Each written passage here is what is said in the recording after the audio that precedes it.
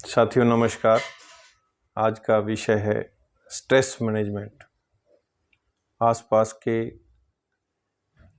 चारों तरफ जो भी वातावरण है उसे हम स्ट्रेस में कैसे लेते हैं। हर व्यक्ति की अपनी अपनी सोच होती है। किसी भी इवेंट को हम किस तरह से लेते हैं, किस रंग में रंगते हैं, ये हमारे अपनी सोच है। उदाहरण के तौर पर एक बच्चा अगर फेल होता है तो वो सारी उम्र यही सोचता रहे कि मैं फेल हो गया, या टीचर सोचे कि मैंने फेल कर दिया, मैंने पढ़ाया नहीं। माँ बाप सोचें कि पता नहीं क्यों बच्चा फेल हो गया। लेकिन वही जो फेल होना है उसकी अपॉर्चुनिटी भी बन सकता है।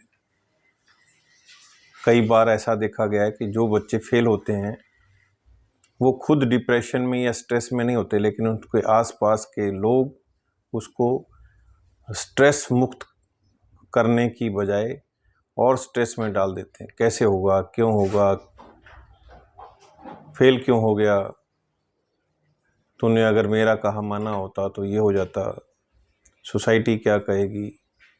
किसी को कोई कुछ फ़र्क नहीं पड़ता है यदि हम अपनी सोच को सही रखें।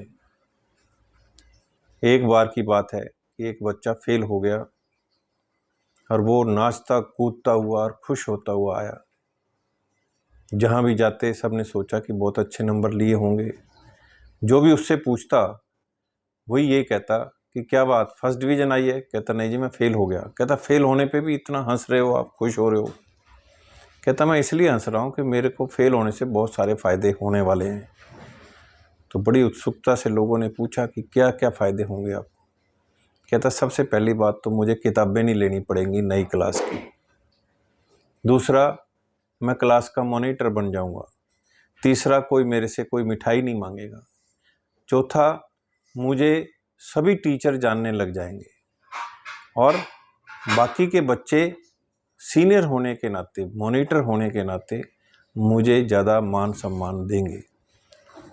तो साथियों, आप इस घटना से सोच सकते हो, अगर वो चाहता तो स्ट्रेस में आ सकता था, स्ट्रेस के बाद डिप्रेशन में जा सकता था और डिप्रेशन के बाद वो कोमा में भी जा सकता था।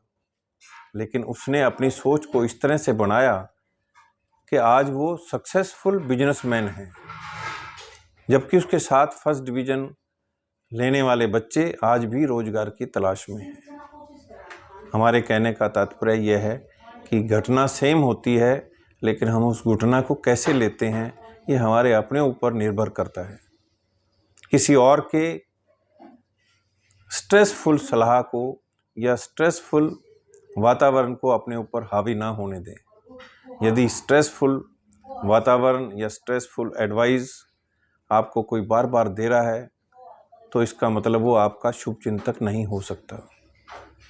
ज़रूरी नहीं है कि यदि हम स्ट्रेसफुल हैं तो हम उन लोगों के बीच में ही बैठे हैं, उन्हीं की सलाह माने जो ऑलरेडी हमसे ज़्यादा स्ट्रेसफुल है। हमें उन लोगों के साथ बैठना होगा जो हमारे स्ट्रेस को कम कर सके, जो हमें अच्छी एडवाइस दे सके, मोटिवेट कर सके।